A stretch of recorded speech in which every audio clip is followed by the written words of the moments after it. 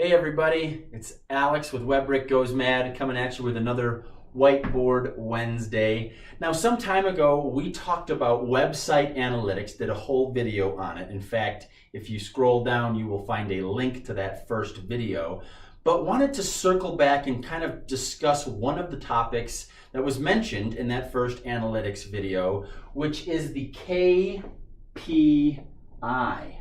Now, I just said an acronym and you're going, I have no idea what that means. Well, hold your horses. It stands for Key Performance Indicator. And what a key performance indicator in the land of analytics are is basically it begins to be the breadcrumbs or the roadmap for us to see what our analytics is actually telling us.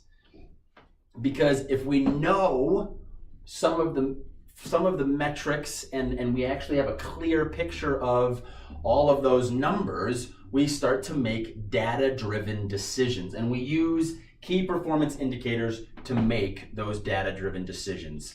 So as we start thinking about our digital marketing and our website, we definitely need to be using analytics, and we need to start thinking about what key performance indicators are important to our company, important to our website, so that we can pull the best value out of our digital marketing exercises and off of the website. So as we start to think about what key performance indicators are important to us, we can start to look at all of them, and oh my Lanta, are there a lot of choices in the KPI realm. And not every KPI is going to be critical or crucial or even important to your business. And so the first thing we want to do is, it always comes back to having that plan or strategy, is we have to ask ourselves, what is our website for? How are we going to deliver a marketing strategy for our website? How are we going to make sure that we find success with our website? What do we want our website to do? Because if it's an e-commerce website, our KPIs are going to be different than if we're a restaurant, than if we're a massage therapist, than if we're a realtor, then it goes on and on and on. What is the point of our website, and how does our website deliver value back to our business? And how does our digital marketing strategy put traffic on that website? Because all of those questions really help us nail down a clearer picture of what KPIs are important.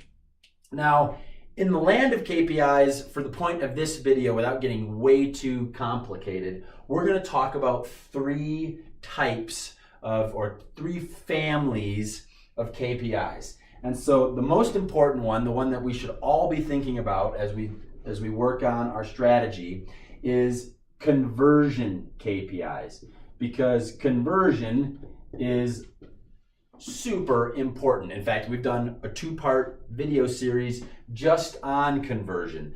And so when we talk about KPIs that are in conversion, we're literally talking about web form submissions, things that we can measure. We're talking about subscriptions to our newsletter, right? Because we can measure that. We are talking about actual transactions. If you have an e-commerce website where people can peruse through your goods and buy a bag of coffee, for instance, we can measure transactions. Those are conversions. And conversions generally relate to money. Super important for any digital marketing strategy. Definitely as we start to put our strategy together on our website, we probably want this to happen at some point. So conversion is a great family. Now, there are tons of conversion metrics. There's more on that two-part video series we've talked about. But for today, let's just keep it at that high level of basically submissions, subscriptions, and actual transactions. Then there's another group of key performance indicators that we should talk about today, and those are behavior indicators. Now, behavior can relate to actual conversion, right? Like we want someone to submit. That's true, but there are softer behaviors that we can measure. And just for space, I'm going to get these out of here. There are softer behaviors that we can measure, and those things relate to maybe bounce rate. How long are people engaging with additional pages? Because if they are bouncing, they are leaving after only visiting one page, whether that is a blog post or a home page or a landing page. Whatever page they land on, they go no further and they bounce. And that can tell us a lot of things. Maybe our content is incorrect, maybe our design is flawed, maybe structurally our website is slow, or it's not working properly. There's a bunch of reasons people might bounce. But that is one thing that we may want to avoid. We want to reduce that bounce rate, below 50% if we can, right? Other things that we can look at, maybe time on page. What's the average time on page? Because if people are spending more time, they're probably we're getting more chances for them to convert, to subscribe, to submit, to transact. Additionally, we can look and we can say, hey, look, there's a group of our customers that is spending almost no time on page. Whoever those customers look like, we can stop caring about them.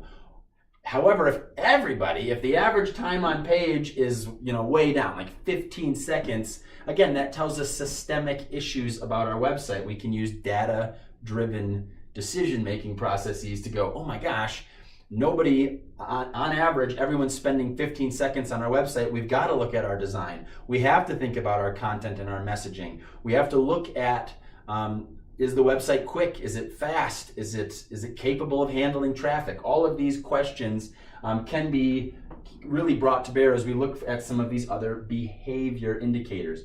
Now there's plenty of more, total visits, how many pages per visit. It goes on and on and on. And as we start to look at these behaviors, we can now measure, are they going to the conversions that we want? And again, we use these KPIs in addition to our strategy to start pulling actual conversion off the website. The last piece of KPIs that are super crucial to any website is really related to the channel that you're fishing in. And so this is based on traffic acquisition. Where are they coming from? And is there a cost to that acquisition? So if we are doing pay-per-click marketing, is our pay-per-click marketing coming in and are they not bouncing? Are they spending good time on page? Are they visiting multiple things? Are they converting? Or are they not? Maybe our advertising needs to change. Again, maybe it's the design of our website. Maybe we're fishing in the wrong channel. Maybe our pay-per-click on Facebook is rad. They seem to engage, eat up our content, and convert, but our Google click, which is also pay-per-click, doesn't convert. And we start to learn which channels are the right channels for us to try to acquire customers from. Maybe pay-per-click doesn't work at all for us, but in fact, it's our SEO and our social media that is really doing great for us. Maybe we have to spend more time investing in content on social media, investing in content for search engines, because that traffic just does better for us.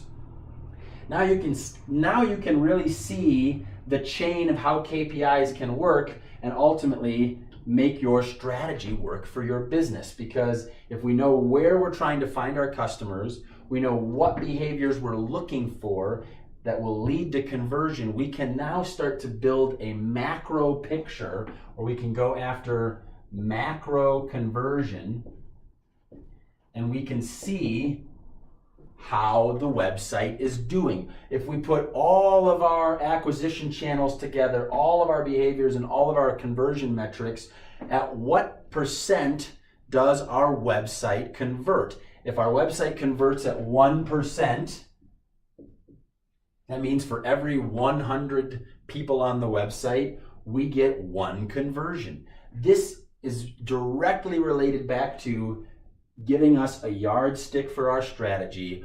Are we doing the activity that is working for us? Can we live with this number? Should we, if we can, then let's go get 1,000 people on the website. Let's go get 10,000 people on the website.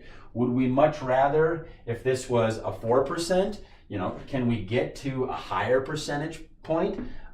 what are the strategies and things that we should do around behavior, design, acquisition, and conversion to generate that kind of macro conversion. And so that's where KPIs, key performance indicators, they offer a huge value to your business, because they teach us how our website is working. They teach us what channels are right. You know, if we're spending a whole bunch of time, energy, and money on pay-per-click and we're getting no conversion, we can stop.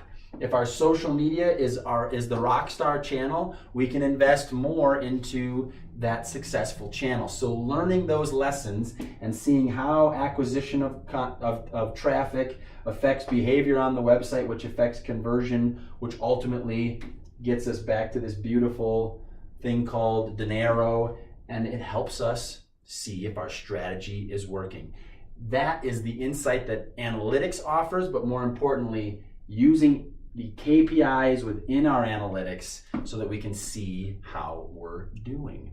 That has been another Whiteboard Wednesday. My name is Alex. I'm with WebriQ Goes Mad. Really glad to have had you watch today. If you have a topic you would like us to discuss, please comment below. We'd love to make it a topic for a future Whiteboard Wednesday video. If you liked this, head over and like our page or follow us on LinkedIn. Visit us on YouTube and subscribe to our channel. And as always, like, comment, and share these videos so that we can get the message out to a bigger and bigger audience. So thank you so much for tuning in today. Have a wonderful Wednesday.